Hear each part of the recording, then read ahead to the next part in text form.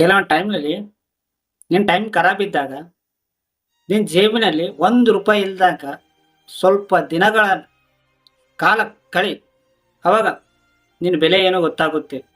ನೀನು ಎಷ್ಟು ನಿಜಾಯಿತಿ ಇದ್ದರೂ ಕೂಡ ಫುಲ್ಲು ನಿಜಾಯಿತಿ ಇರಪ್ಪ, ಮನೆಯಲ್ಲಿ ಆಗಲಿ ಎಲ್ಲೇ ಆದರೂ ಸ್ವಲ್ಪ ದಿನ ಹಂಗೆ ಏನು ಕೆಲಸ ಮಾಡಲ್ದಂಗೆ ಉಂಡು ತಿರುಗಾಡು. ಅವಾಗ ನೀನು ಹೆಸರು ಯಾವ ಥರ ಬರುತ್ತೆ.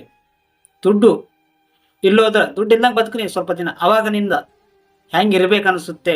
ಅವಾಗ ಎಲ್ಲರೂ ನಿನಗೆ ಯಾವ ಥರ ಮಾತಾಡ್ತಾರೆ, ಯಾವ ಥರ ರೆಸ್ಪೆಕ್ಟ್ ಕೊಡ್ತಾರೆ ಗೊತ್ತಾಗುತ್ತೆ.